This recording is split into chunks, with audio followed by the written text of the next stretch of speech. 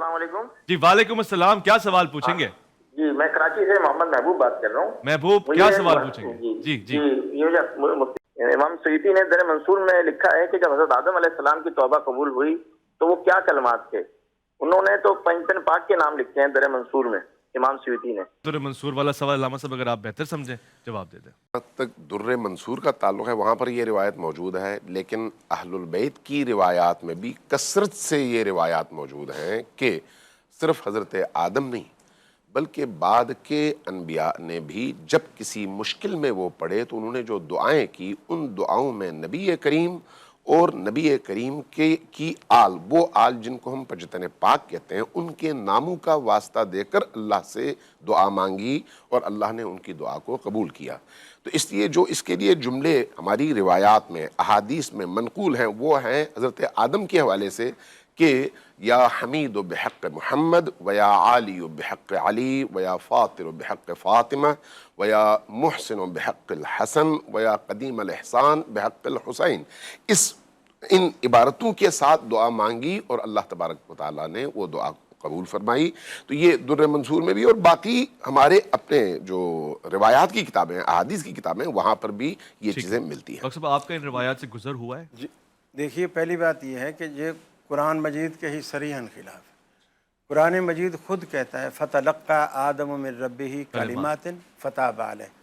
आदम अलैहिस्सलाम ने अल्लाह से कुछ कलमे सीखे और उन्हीं पर तौबा की।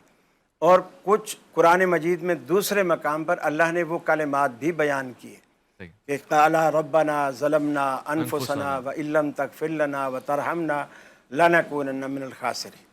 तो इसलिए कुरान में वाज़ेह मेरा ख्याल है थोड़ा सा गुंजाइश इसमें रखें कि वो जो कलिमात सिखाए गए वो कौन से कलिमात थे और तौबा जिस तरह से किया गया उसके लिए कौन से कलिमात इस्तेमाल हुए। ये जो आपने अगली आयात बयान की हैं रब्बना ज़लमना वाली, ये तौबे के अल्फाज हैं, लेकिन उस तौबे की कबूलियत के लिए जिन कलिमात का वास्ता दिया गया है उस हवाले से रिवायात कहती हैं कि नबियों और आले नबी के। बहरहाल ये शहीदी साहब अल्लाह ताला आपको जज़ा खैर दे, ये तो वैसे ईमानियात के भी खिलाफ है कि एक पैगम्बर अल्लाह को वास्ता दे गैर पैगम्बरों का। ये ईमानियात के खिलाफ नहीं है, आपके अकीदे के खिलाफ होगा। चलो ठीक है, लेकिन मेरे भी अकीदे के, हाँ ये बात ठीक है। ये इस सब आप इस पे भी राय देखें। जहाँ तक मामला रसूलुल्लाह सल्लल्लाहु अलैहि वसल्लम के वसीला देकर हज़रत आदम का दुआ करना है, ये इमाम हाकिम ने अल-मुस्तदरक अल-सहीहैन के अंदर इसको रिवायत को लिखा है और इसको सही उल इसनाद करार दिया है। बैहक़ी के अंदर भी मौजूद है और इसके अलावा तबरानी कबीर के अंदर, तबरानी औसत के अंदर मौजूद है। मैं अल्फाज पढ़ देता हूँ। अच्छा कि लम्मक तरफ़ आदमुल ख़तिया क़ाल या रब्बि अस्अलुका बिहक़्क़ि मुहम्मदिन लिमा ग़फ़रत ली फ़क़ाल अल्लाह या आदम व कैफ़ अरफ़्त मुहम्मदन व लम अख़्लुक़हु क़ाल या रब्बि लिअन्नका लम्मा ख़लक़तनी बियदिक। ये आगे तफसील से आ रही है कि उन्होंने दुआ मांगी तो अल्लाह ताला ने पूछा कि आदम तूने मेरे महबूब मोहम्मद को कहाँ से जो है ना वो पहचाना। तो उन्होंने फिर आगे बताया या अल्लाह जब तूने मेरी तख्लीक फरमाई तो मैंने तेरे अर्श के ऊपर ला इलाहा इल्लल्लाह मुहम्मदुर रसूलुल्लाह लिखा हुआ मैंने पढ़ा है।